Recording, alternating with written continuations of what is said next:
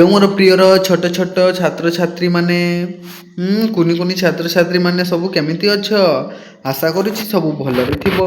तो पिला माने आज आम पाठ पढ़िबा द्वितीय श्रेणी झुलना 2 पाठ नंबर 4 कांचन माउसीर घर। कौन पढ़िबा पिला माने आज आम कांचन माउसीर घर। ये देखि पारुथबो एटा होछि कांचन माउसीर घर। एटा होउछंती किए हमर कांचन माउसी, एटा होउछंती हमर किए मौसा। कांचन माउसींकर स्वामी होउछंती किए हमर मौसा।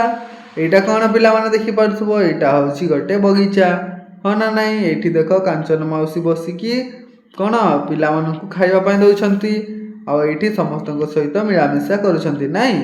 तो चलो कांचन माउसींको घर किपरि अछि देखिदेबा टिके।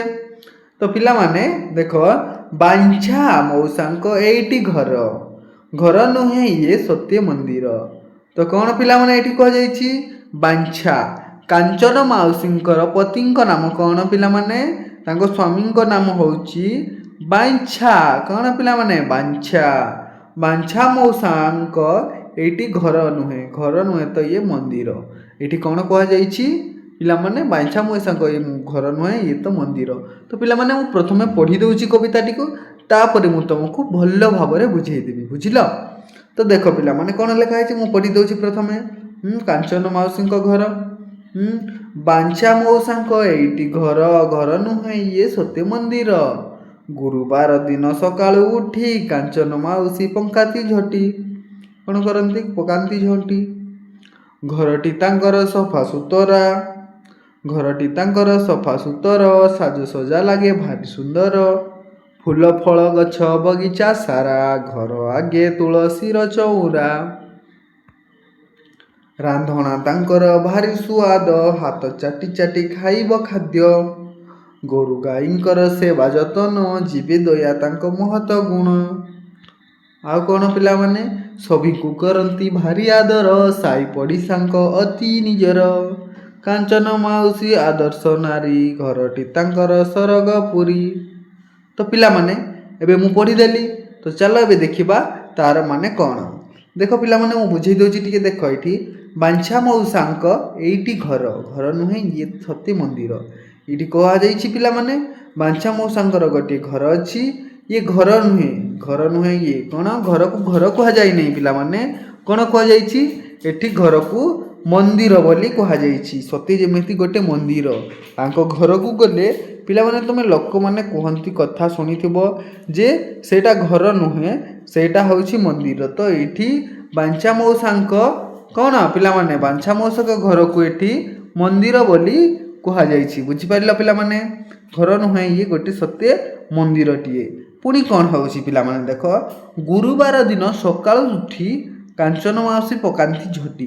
पिला माने कौन होउछि एठी कौन कहा जाइछि जे गुरुवार दिन जेबे गुरुवार दिन आसे से दिन कौन करंती कांचन माउसी सकाळु सकाळु उठिकी समस्तंक ठारू प्रथमे उठिले तापरे कौन करिले तांको घर सामनारे झुटी पकाउछंती। कौन करूछंती झोटी पकाउछंती ना। तो पिला माने तुमे केबे देखिचो झोटी पकाउथबार काहाकू किंबा तुमे केबे झोटी पकैछ कि कहिला देखि किए झोटी पकैछ आ किए पकई जानिछ आ केउ माने पकैछ। पिला माने देखो कांचन माउसी पकांती झोटी घर अलिया आवर्जना को प्रथमे सफा करि देबे सकाळु उठी तापरे जाईकी से कौन करंती झोटी पकांती। बुझिला पिला माने झोटी पकाइले केते सुंदर देखा जाए घर हो ना नहीं पिला माने। हाँ बहुत सुंदर देखा जाए। तापरे देखो पिला माने घरटी तांकर सफा सुतरा साज सजा लागे भारी सुंदर। देखो पिला माने देखो तांकर जो घरटी अछि घरटी तांकर कौन बहुत सफा एवं सुतरा। तांको घरे टिकी हेले अलिया आवर्जना पाइबो नाही। तांको घरटी बहुत सफा और सुतरा आ कौन सफा सुतरा अछि आ साज सजा लागे भारी सुंदर।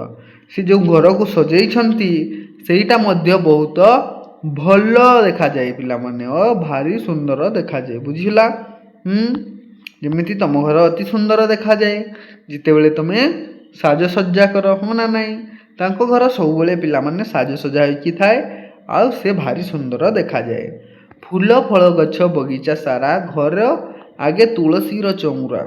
देख पिला माने से कौन करिसंती आहुरी कांचन माउसी ତାଙ୍କ ବଗିଚାରେ ଫୁଲ ଫଳ ଗଛର ବଗିଚା ସାରା ଲଗେଇ ଦେଇଛନ୍ତି ବୁଝିଲ। ଫୁଲ ଫଳ ଗଛ ବଗିଚା ସାରା ତାଙ୍କର ଯେଉଁ ବଗିଚା ଅଛି, ତୁମର ମଧ୍ୟ ଯେମିତି ବଗିଚା ଅଛି ପିଲାମାନେ। ସମସ୍ତଙ୍କର ତ ବଗିଚା ଥାଏ, ହଁ ନା ନାହିଁ? ତ ପିଲାମାନେ ସେ ଯେଉଁ ବଗିଚାରେ କ'ଣ କରିଛନ୍ତି କାଞ୍ଚନ ମାଉସୀ, ଫୁଲ ଫଳ ଗଛ ଗୁଡ଼ାକ ବହୁତ ସାରା ଲଗେଇ ଦେଇଛନ୍ତି ଏବଂ ଦେଖିବାକୁ ବହୁତ ମନୋହର। ଏଇ ଦେଖିପାରୁଥିବ ପିଲାମାନେ, ଦେଖିଲେ ମନ ମୋହି ନେଉଛି, ଅତି ସୁନ୍ଦର ଦେଖାଯାଉଛି, ହଁ ନା ନାହିଁ ପିଲାମାନେ? ଫୁଲ ଏଇଟା ହେଉଛି ଫଳ, ହଁ ନା ନାହିଁ ପିଲାମାନେ? ବହୁତ ସୁନ୍ଦର ଦେଖାଯାଉଛି। ପୁଣି ଘର ଆଗରେ କ'ଣ ଅଛି ପିଲାମାନେ? ଘର ଆଗେ ତୁଳସୀର ଚଉରା। ଘର ଆଗରେ ପିଲାମାନେ ତୁମେ ଦେଖିଥିବ, ତୁମ ଘର ସାମ୍ନାରେ ଗୋଟେ ତୁଳସୀ ଗଛର ଚଉରା ଥିବ, ହଁ ନା ନାହିଁ ପିଲାମାନେ? ଯେଉଁଠି ତୁମେ ପ୍ରତ୍ୟେକ ଦିନ ଗାଧେଇ ସାରି ପାଣି ଢାଳ, ହଁ ନା ନାହିଁ? ହଁ ପିଲାମାନେ, ସମସ୍ତେ ଏମିତି କରନ୍ତି, ତୁମେ ମଧ୍ୟ କରୁଥିବ। କିଏ କିଏ କର ଏମିତି? ହାତ ଟେକିଲ, ରେଜ୍ ୟର୍ ହ୍ୟାଣ୍ଡ, କମେଣ୍ଟ ସେକ୍ସନରେ ୟେସ୍ ଲେଖିଦିଅ ଟିକେ ପିଲାମାନେ। ଦେଖ ପିଲାମାନେ, ଘର ଆଗରେ ତୁଳସୀ ଗଛ ମଧ୍ୟ ଅଛି, କାହାର? କାଞ୍ଚନ ମାଉସୀଙ୍କର। ଦେଖ ପିଲାମାନେ, ପୁଣି କ'ଣ ଆଉ କହିଛନ୍ତି? କହିଛନ୍ତି ଏଠି, ରାନ୍ଧଣା ତାଙ୍କର ଭାରି ସୁଆଦ, ହାତ ଚାଟି ଚାଟି ଖାଇବ ଖାଦ୍ୟ।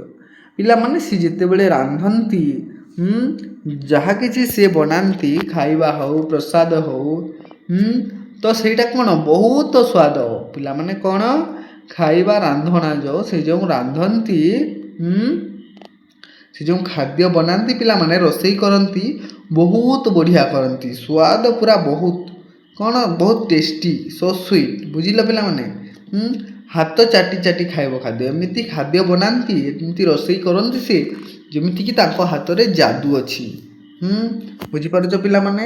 ଯେତେବେଳେ ଯଦି ତୁମେ ଥରେ ଖାଇଦେବ, ପୁରା ଚାଟି ଚାଟି ସବୁ ଖାଇଦେବ, ବୁଝିପାରିଲ? ପୁଣି କ'ଣ ପିଲାମାନେ ଦେଖ, ଗୋରୁ ଗାଈଙ୍କର ସେବା ଯତ୍ନ, ଜୀବେ ଦୟା ତାଙ୍କ ମହତ ଗୁଣ। ପିଲାମାନେ ଏଠି କ'ଣ, ଯେତେ ଗୋରୁ ଗାଈ ଅଛନ୍ତି, ଆପଣମାନେ ଦେଖୁଥିବେ ଗୋରୁ ଘରେ ସମସ୍ତେ ଗୋରୁ ଗାଈ ରଖନ୍ତି। କିଛି ଲୋକ ରଖନ୍ତି, କିଛି ଲୋକ ରଖନ୍ତି ନାହିଁ, ବୁଝିଲ?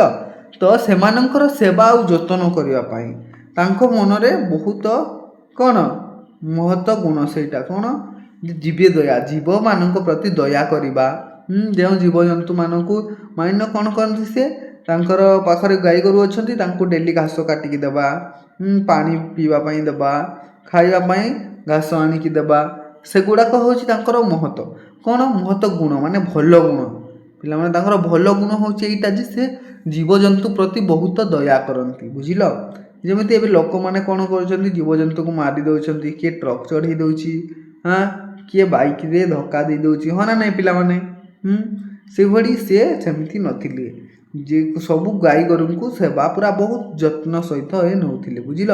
ଯେମିତିକି ନିଜ ଛୁଆ ପିଲାଙ୍କର ଯତ୍ନ ନିଅନ୍ତି, ସେଇଭଳି ସେ ଜୀବ ପ୍ରତି ବି ବହୁତ ଦୟା ଥିଲା ତାଙ୍କର। ସେଥିପାଇଁ କୁହାଯାଇଛି ଜୀବେ ଦୟା ତାଙ୍କ ମହତ ଗୁଣ। ଏଇଟା ଗୋଟେ ଥିଲା ତାଙ୍କର ବହୁତ ଭଲ ଗୁଣ ପିଲାମାନେ, ବୁଝିଲ? କାହାର? କାଞ୍ଚନ ମାଉସୀର। ପୁଣି ଦେଖ କ'ଣ, ଏଇଠି ଦେଖିପାରୁଥିବ, ସେମାନେ ଖାଦ୍ୟ ଖାଉଛନ୍ତି, ସମସ୍ତେ ଚାଟି ଚାଟି ଖାଉଛନ୍ତି, କାହିଁକି ନା କାଞ୍ଚନ ମାଉସୀ ବନେଇଛନ୍ତି, ବୁଝିଲ? ବୁଝିପାରୁଛ ତ ପିଲାମାନେ? ବୁଝି ନ ପାରିଲେ କହିବ ମୋତେ, ବୁଝିଲ? ପୁଣି ଦେଖ, ସଭିଙ୍କୁ କରନ୍ତି ଭାରି ଆଦର, ସାଇ ପଡ଼ିଶାଙ୍କ ଅତି ନିଜର। ଇଏ ହେଉଛନ୍ତି କାଞ୍ଚନ ମାଉସୀ, ସମସ୍ତଙ୍କୁ କ'ଣ କରନ୍ତି? ଭାରି ଆଦର କରନ୍ତି, ବହୁତ ସ୍ନେହ କରନ୍ତି। କାହିଁକି ପିଲାମାନେ କହିପାରିବ କି? କାରଣ ସେ ସମସ୍ତଙ୍କୁ ବହୁତ ଭଲ ପାଆନ୍ତି। ୟା ପରି ତାପରି ସେ କ'ଣ କରନ୍ତି ନାହିଁ, ଈର୍ଷା ରାଗ ରୁଷା କରନ୍ତି ନାହିଁ, ସଭିଙ୍କୁ ବହୁତ ଭଲ ପାଆନ୍ତି ଏବଂ ଆଦର କରନ୍ତି। ସେଥିପାଇଁ ତାଙ୍କର ସାଇ ପଡ଼ିଶାଙ୍କ ସହିତ ଅତି ନିଜର। ସାଇ ପଡ଼ିଶା ଲୋକେ କ'ଣ କରନ୍ତି, ଏଥିପାଇଁ କାଞ୍ଚନ ମାଉସୀକୁ ଅତି ନିଜର ବୋଲି ମାନି ନିଅନ୍ତି, ବୁଝିପାରୁଛ?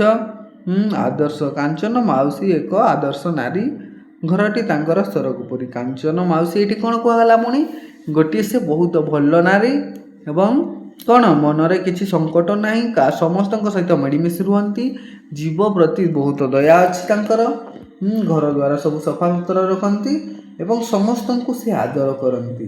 ପିଲାମାନେ, କାଞ୍ଚନ ମାଉସୀ ଆଦର୍ଶ ନାରୀ, ଘରଟି ତାଙ୍କର ସ୍ୱର୍ଗପୁରୀ, ସେଇଥିପାଇଁ ତାଙ୍କ ଘରଟିକୁ ସ୍ୱର୍ଗପୁରୀ ବୋଲି କୁହାଯାଇଛି, ବୁଝିପାରିଲ ପିଲାମାନେ? ସ୍ୱର୍ଗପୁରୀ ହେଉଛି ଘରଟି କାହାର?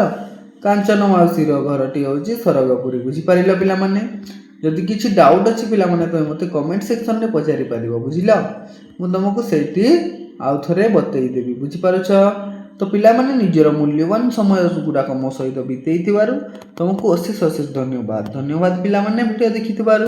तो पुणी देखा हवा आउ गोटे नया वीडियो रे। ठीक अच्छे पिला माने नया वीडियो रे देखा हवापाई हेले आमको फोन करने को हम आम चैनल को सब्सक्राइब कर दियो आ वीडियो को गोटे लाइक कर दियो जदि आमर वीडियो तुमको बहुत भल लगी। तो पिला माने धन्यवाद वीडियो देखि पुणी देखा हवा आउ गोटे नया वीडियो।